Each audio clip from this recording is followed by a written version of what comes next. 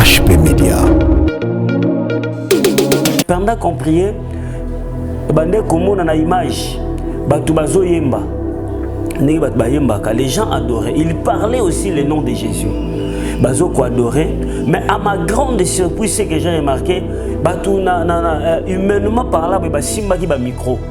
Mais ba micro ba simbaki et subitement dans micro ils ont apparaître local la mikoua. Ils ont apparaître local la mikoua. Et nous avons enseigné mais pourquoi bato bazoyemba bazotanga pe kombo ya Yesu. HP Media. Zambé ayebisinga iboye na interpellé les adorateurs, les gens qui prétendent adorer Dieu, les gens qui prétendent même dans vos chansons de mettre le nom de Jésus. Et Nzamba yeko interpellé koyebisinga iboye. Il y a beaucoup de musiciens autrement dit chrétiens bazasu na nzela ya Nzambe te. Et Nzamba zobisanga image amiku ozomona banzembo na bango. Ce qu'il fait et a sous na vité. Donc, c'est quelque chose qui n'est pas la vie, c'est que ça est l'opposé à Kukufa. Et le Seigneur a interpellé Koebisabana Nzambe, Nyoso Basali Yanzam, Bayembio, Ozo prétendre, Bozo la combo et Jésus Christ, Bozonga Nanzela. HP Media. La chaîne qui vous édifie.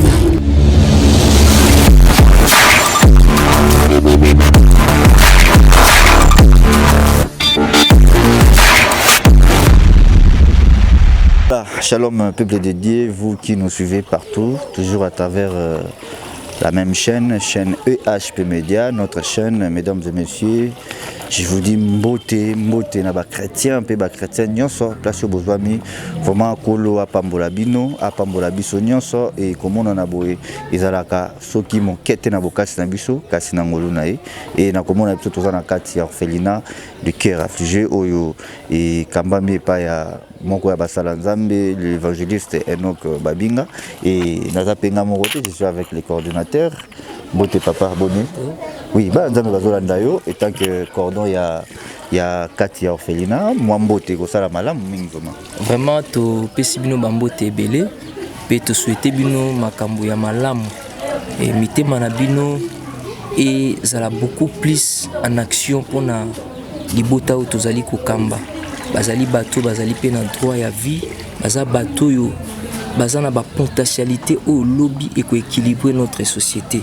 Donc vraiment on a sengi bena mitema na bino za l'action na yebi que tant bozo ba décision ya ko kota en action pour na ko soutenir ba faible ko soutenir musayo toza ko sala Nzambe alola ko zanga te ko pambola bino. Merci beaucoup alors suivez donc quant à moi je dis un grand merci à vous tous bolanda biso on continue. HP Media. Oui, shalom peuple de Dieu, ndenge toujours na taille koloba tout à l'heure que tozana katia orphelinat de cœur affligé à oui kambami na moko ya basala Nzambe évangéliste Enoch autrement dit chasseur de démons et tozana katia orphelinat na ye et à chaque fois ceux qui bomoni présence ya basala Nzambe il aura toujours na tina moko pour ba koleka pour na kolobela na tina ya maître moko tozana le Seigneur Jésus-Christ et voilà pourquoi on a présenté une occasion où on a remercié bino ba commission toujours pour samedi la pour na biso pour prier ba conseil na bino ba appel na biso de sala ka vraiment bokasi ya musana na biso to ya kati ya chaîne na biso et HP Media et si est à travers cette émission nous allons faire quelque chose na kati ya vie na yo et pourquoi pas on va édifier na message au Monsala Nzambe akoloba na tongo ya lelo na poko ya lelo to par rapport ya temps au les amis na kolanda biso avant to le kana losambo et na passé bino Monsala Nzambe tozana ye mbote papa Brice to fana no boy ça fait moi longtemps vraiment et HP Media eza bino chaîne to mesana toujours ko o bino bozana ngo ko la samba na Nzambe et puis ba penser à ba Nzambe ko na mo vers bino alors boni Monsala Nzambe zo le ka bien kimia Monsala Nzambe zo le ka bien ngolo Nzambe Nzambe zo la grâce malgré babitumba mais c'est bon en soi nous avons ça vraiment ngolo tout ça bien ngolo Nzambe. Voilà, merci beaucoup l'autre fois tout taki ko ba difficulté ya nzela o kenda ki na retraite et topé koleka ko panza sango malamu ndenge ko na Bible na et pas union sur la province ya ba Congo tout est ko tala ba image tout ba Nzambe ba ki na ba question ya ko tuna mituna ya ko tuna misusu basambelaki pe kuna yo comme d'habitude. Alors le quoi toujours na carte orphelinat et tokozanga pété ko yeba ko tuna yo question parce que bato bazolanda biso pe baza ba parents ya bana wana to ba mama pe ya bana wana to ba papa ya bana oyo bakamba mina maboko na yo na iloko nzamba cha yo na koyeba ko boko la bana et na kozanga te ko tuna ndenge nini santé ya bana est-ce que baza malamu? Oui, bana baza bien angola nzambe nzamba zo sunga petit à petit malgré les difficultés zanga te bato msu ba benga papa mais pourquoi le belarango trop terabité ils appellent moyen que ça a trop de publicité et vraiment c'est aussi la sagesse que nous utilisons mais nous viendrons sur vraiment ça la urgence mais pour na bato nyonso bazaka na posa de papa moko benga mais papa mais pourquoi aux alaka ko le belango trop yango terabité. Et je viens souvent ceux qui baisa les gens sont ma classe au penato za na poussa l'ande penato ya kamera pour que batu déjà batara il faut comprendre ce sont des enfants que nous hébergeons il faut batangaka il faut minerval il faut kolia il y a beaucoup de choses au tozanga kamera toko ko za l'appel quoi ba mandiate de temps à autre na ya kaka non d'abord je privilège aussi l'œuvre de Dieu que j'ai fait. La prédication, je prêche la parole, c'est fini. Il y a une fois je prêche, dans le bélier en pété, mais nous sommes là. Mais quand nous viendrons, c'est qu'il y a aussi des urgences, il y a des problèmes où ils ont raté. On aime ça, c'est la carte à un moment, peut-être mon image, non. Si le Seigneur te convainc, si tu es là, si tu es convaincu, allez-y comprendre. Tout ça, on avait dit, ma tête, numéro 3, qui sait, ce qu'on a bébé malam, au Lekiwana, au Kukutabana. Et moi, je peux ne pas être là, au Kukuta, papa Cordazawana, et qu'on a vraiment malam au Minki. Donc, nous sommes là. Mais, bon, lui, ces derniers on fait donc ça, la paix moins fort, de temps à autre, de faire vraiment des émissions pour les enfants. Merci beaucoup. Alors, le même biso a Wezali na urgence moko, tozanango vraiment c'est que moi nanzambe o azawana na été ko bana début loko la parent, loko la papa, loko la maman, ou alinarata mona mwana bela, alinarata mona mwana na ye santé za bien te et occupé pour participer na moi kao ya urgence oyo buzanamo. Voilà. Oui, notre fille qui est là, elle s'appelle Hermine. Elle habite à Neko, Bozo, Mona Mona Oyo. Et Hermine, cet enfant, elle est vraiment malade. Donc, allez-y comprendre la souffrance de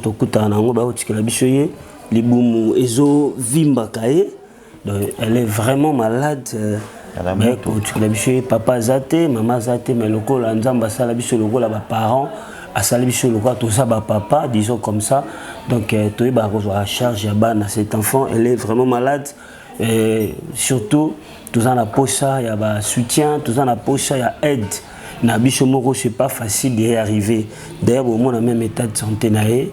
Donc on a vraiment, elle est vraiment malade, mais yango ba ko tikela bisoye yango to l'équipe susu to beta lisusu mbela de temps à autre pesant ba musu pa monara papa no ka bosana na ye c'est aussi façon ya ko rappeler lisusu ya ko rappeler bana na nzambe nous avons cet enfant elle est vraiment malade il faut azwa ba soin makambo belé il faut ba na ko sala ye mais toujours sans appel à moyen yango nazo lancer appel na yo pe toujours talangai na mushika pe na pembeni nous sommes là tous en avenue Madimba numéro 3 na commune ya Kisenso tout près à Matete za place au Bonga te so matika na Madimba Matadi numéro 3 na Madimba chemin sur Komiwana le premier avenue et ça place ya ko Bonga te vraiment vous regardez cet enfant na ki bozo monaye elle est vraiment malade, il faut avoir soin approprié parce qu'on vient de lui abandonner à peine même.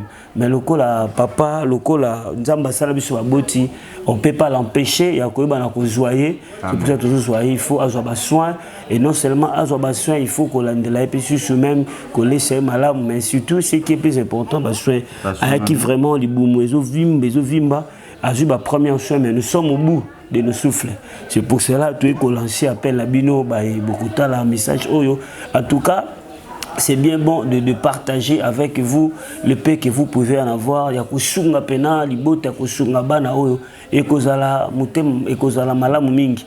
Vous savez Jésus lo bana qui n'a pas si bosunga ki ngate, j'étais prisonnier, vous m'avez pas assisté. C'est ça aussi la vraie religion. La lingi mamozo la nanga papozo la nanga zo lokola mwana nozo boko la ndako il a un problème. Donc profiter directement au SAP numéro parce que au cas où mutu atinga contacter. OK, il n'y a pas de souci. Pour le numéro ça plus 243 89 50 79 749 plus 243 89 50 79 749. Bogobé Ngabiso soit au avenue Matadi numéro 3 et ça na commune ya Kisenso. Mbonzelo et Kenda Madimba chemin le premier avenue ils ont vu tourner les cœurs affligés bato bayebi yango ekozala malamu mingi vraiment toujours senga ba effort na bino toujours senga ba soutien na bino parce que c'est ça. Bible dans l'église primitive, il n'y avait pas des indigents. Parce que ils partageaient avec les autres. Et cet amour que nous avons besoin de soutenir cette œuvre pour que merci beaucoup. Merci vraiment tout de Dieu. Nous avons pas Morabino et Nga toujours. Il solo ya Isaac na Bible. Ce qui a l'on qui a récolté au centuple. C'est parce que Aïba ima beleni à Colonna pour à bénéficier n'amour et Nganayo. Tolona rawapi soki tokoki kolona na kati ya orphelinat te vraiment na sali appel na ba maman nyonso bazotala biso mama la Elubenga papa prophète JC Manyanga na sali appel na mama Chantal Nzoiba na ba maman nyonso ya basali ya Nzambe vraiment place tokoki kolona biso nyonso eza na bana oyo parce que esengo na bango nde esalaka pe force na biso. Voilà, merci, que Dieu vous bénisse. Alors akufa na ye amen nettoie. Voilà. Okay. Alors, Tokuba, toujours pour le bénéfice, il y a un message. Oui, ils vraiment message au Nzambe ainsi qu'au Pesangai. D'ailleurs,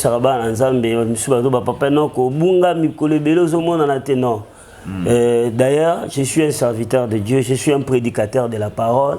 Je suis quelqu'un qui transmet la vie à travers la parole. Nanzela Jésus-Christ à Nazareth. Ça nous arrive des fois aussi, tu reçois des messages. Avant même qu'on divulgue les messages, il faut Nzamba peso penzela. Il faut yokanzambe malam. Il faut discerner, il faut prendre le temps de prier. Et il y a certains messages, je me suis divisé en partie. Parce qu'il y a certaines choses, il faut vraiment utiliser la sagesse. Et Nazali, nous sommes là, on est en train d'évoluer à travers l'œuvre de Dieu. Vraiment, nous avons à Talisinga Makambo, qui vraiment est somme makasi, nous avons interpellé, précisément des musiciens que nous appelons des musiciens chrétiens. Bato bayembaka mingi pona kolo Yesu Christo ya Nazareth, bato bayembaka pona Yesu. Tubane ko chambela Nzamba Peshibiso, révélation, c'est très profond. Et c'est pour cela, la ligne partageant le longonayo. Et il y a des fois, nous faisons des messages pareils.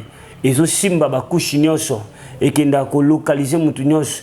Et Ngana Saraba Nzambe, toi, si le Seigneur te met quelque chose à parler, il faut l'oba.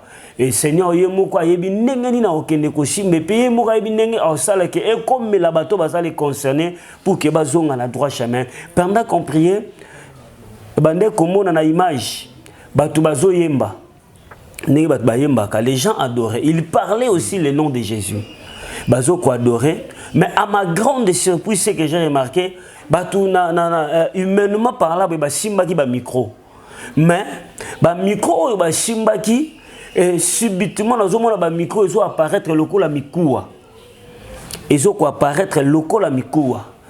Et nous avons Seigneur, mais pourquoi bato bazoemba bazotanga pe kombo ya Yesu mais bashimbi ba miku wa ndengeni Nzambe ayebi singa iboye na interpeller les adorateurs, les gens qui prétendent adorer Dieu, les gens qui prétendent même dans vos chansons de mettre le nom de Jésus. Et Nzamba yeko interpeller ko yebisa singa iboye. Il y a beaucoup de musiciens autrement dit chrétiens bazasu na nzela ya Nzambe te. Et image amiku ozomona banzembo na bango ce qu'il fait et a sous vité. Donc c'est quelque chose qui n'est pas la vie, c'est que ça il causé à kukufa. Et le Seigneur a interpellé ko ebisa bana na Nzambe nyonso basali ya Nzambe ba yembi ozo prétendre besoin mais la combo est Jésus Christ bozonga na nzela. C'est ça qui est le message. Namoni ba simbi ba micro mais ba micro ngoza mikuwa. Et pour dire que il y a des chansons qui ne donnent plus la vie. Et ça c'est pelisaka âme na corps ya mutu mais esprit ya mutu ezozala nourrité ezosepela su esprit te. Le Seigneur a ebisinga loba na bana na nzambe loba na basali na ngai bien aimé dans le Seigneur. Poser un nzambe ezalaka méchant à périté mais poser un nzambe ezalaka méchant à zonga na nzela. Moi ça rarement na ya ko pesa message au tali basali ya nzambe il faut na yoka pena nzambe malamu. Et je voyais beaucoup de gens chanter mais à ma grande surprise Papa Brice ndenge bazo yemba bato bazana che bazo sepela na baloyembo bazo yemba mais bango moko basimbi ba micro ezali lokwa mikuwa eza ba mikuwa. Donc, il faut dire que il y a la mort, il n'y a pas la vie. Dans beaucoup de chansons, il n'y a pas la vie. Le Seigneur est en train d'interpeller. C'est pour il y a un moment où sa musique, il y a un logo là, comme logo là, spectacle moko. Et comme le là, c'est quelque chose où ils ont séparé ça bon moto ya mutu. Mais ils ont séparé ça sur mon limoté. Au monde appelle mutazo mbango. Bato bande kozana se bazo yo ka musique wana, il chantait. Il festoyait bazo sepela. Mais le Seigneur me disait, c'est ce monde attendait bazo sepela. Je ne suis pas dedans. Il n'y a pas la vie. Bien-aimé dans le Seigneur. Bible Zoïb Sangana Mukanda dans le chant, les vrais adorateurs adoreront le Père en esprit et en vérité. Mais à ce dernier moment, ce que nous avons remarqué, il n'y a plus l'esprit. Il n'y a plus la vérité dans nos adorations. Mon limo est allé susciter, mon solo est allé susciter. Mais c'est la chose auquel le Seigneur est en train d'interpeller. C'est la chose auquel le Seigneur azana posa, ba sali nzambe, ba yembi nankolo. Dieu insiste. Bozongela nzambe. Je vais lire un verset, que Dieu vous bénisse. Tozu verset oyo. Tozo tanga makomi na nzambe. Tozana Apocalypse. Chapitre 2, verset 4. Yoka bien-aimé. Apocalypse, chapitre 2, verset 4. Mais ce que j'ai contre toi, c'est que tu as abandonné ton premier amour. Amen. Awanzamba zoloba eloko nga nazo telemela yo ozoko abandonner bolingo na yo ya liboso. Les adorateurs de Jésus-Christ. Nzamba zana posa na bino. Il y a les ans, le Seigneur a ebisinga na zwaki bango na se. Na pesi bango renommé. Même ba konjo bazolanda bino. Balandi bino parce que c'est Jésus qui vous a donné cette grâce. Amen. Yesu nem tazwa ki bino na se. Outa na ngaba, outa na makala, outa na kisenso, outa kuna na kingabwa, outa kuna na mososo, outa kuna na ngaba na shekuna. Nzamba pesa au valeur. Et Seigneur Azobi Sanga, ils ont abandonné leur premier amour. Cela veut dire quoi? Banda ki na nzambe. Les chansons donnaient la vie à beaucoup de chrétiens. Moi, je connais. Et ça, quand on chantait, tu sens vraiment la présence de Dieu. Mais aujourd'hui, il n'y a pas la présence de Dieu. Il n'y a pas la vie. Il n'y a pas la vérité. Le Seigneur est en train d'interpeller tous les musiciens chrétiens. Vous qui me regardez, oyebi kozara ba grigri, osimbi ba kiss. Nzamba yebi singa na bisabino, vos messages ya pas la vie etikali mikou ya pamba. Et comme dit tombeau blanchi. Et ça c'est Misha, tous les gens se réjouissent. Mais en réalité, il n'y a pas la vie. Or, s'il n'y a pas la vie, c'est que Banzembo ko kangola shuba tute. Et comme même shuba tu na présence yanzambete. Et dans zo bakaka malheur aussi, na bato bazwaka basede bazo tana katia bandako. Bien-aimé dans le Seigneur, ozaka na ngaba, ozaka na makala, ozaka na kisenso. Bakonzi ba yebaka ona nute mutasali oyo bana bakonzi neza nzambe parce que zwaki ona che atombolo zalaka kuna na kingabwa ozalaka bisika yo boko yebi bisika nzamba lokota kiyo le Seigneur asali yo ngolu ya koyebana kuna na bapaka jumo zalaka kuna nzambe ne mutasalo yebana soki lelo y a des gens qui sont renommés o bazana ba grade mboko balandio parce que c'est le Seigneur qui nzambe ne mutasala ki ko mabisika wana et yango nzamba yebisinga na bisayo zong la bolingo na yo ya kala. Nous avons besoin des chansons qui vont nous amener dans la présence de Dieu. Quand quelqu'un chante, alors qu'il même pose aussi là. Nous avons des chanteurs mutazo yemba, mutazo comprendre des valeurs yanzambe, mutazo comprendre que masubu na tubela. Il y a des chansons oyakala et bongo la batumitema. Il y a des gens à remettre que moi, n'azwa conviction nanga mukona yoka nzembo. C'est ça que le Seigneur a besoin. Nous avons besoin de la vie. Totikali miku ya pamba. Nzamba yebisingai Nebisabiso, tozonga na nzela ya Nzambe. Yo moko yebi, quand tu fais tes histoires, oyebi que malgré je chante Jésus, mais à fond, au sangisi Yesu na magie, au sangisi Yesu na occultisme, au sangisi Yesu na makamba mabe, au sangisi Yesu na satana. Bien-aimé dans le Seigneur, tu peux échapper à tout le monde, mais la justice de Dieu, personne ne peut échapper. C'est pour cela le Seigneur zolo bazongi la bolingo akala tango zaka na kingabwa kuna, tango zaka na kisensu, tango zaka na pakajuma, tango zaka kuna na ngaba, tango zaka kuna na makala. Personne ne te connaît, mais c'est Jésus qui t'a accordé cette grâce. Oyebana, Azana Posa, Ozonge la Bolingwa, Yasikanayo. Ton premier amour, tu servais Dieu. Le Seigneur m'a dit, Ezana Bato, Bandagi Nanzambe, Mebeko Bebisa. Bokomisi musique, Bopeso esthétique, gospel, Bopeso couleur. Le Seigneur a besoin de la vie. Le Seigneur a besoin de l'esprit pour que ma chanson et Bandako ramener encore la présence de Nzambe. C'est ça le message que le Seigneur a interpellé, surtout Bayembia. Merci beaucoup, peuple de Dieu, vraiment que Dieu vous bénisse. Merci, Moussa Landambe. Vraiment, un message très profond. Papa, au moins, pour répondre à Sikoto ou à Kobenga ou police. Bato Baobenga, moi je parlerai, je sais comment je vais utiliser la sagesse. Le Seigneur a l'action belé, mais il y a moyen pour citer Bakomba Bato Ezate. Oui, dans les médias, on a cité parce que c'est une infraction. Il y a des fois, il faut prophétiser, il faut donner le message avec sagesse. Mais le Seigneur m'a montré, et belé, il n'y a pas la vie. Ok, nous avons ça. Tozongi sabomoy na adoration na ba louange forte quand on louait aux yeux mbapena kembona Yahweh tu sens l'esprit, mais aujourd'hui il n'y a plus rien. L'heure est venue où les vrais adorateurs adoreront le Père en esprit et en vérité, non seulement charnel.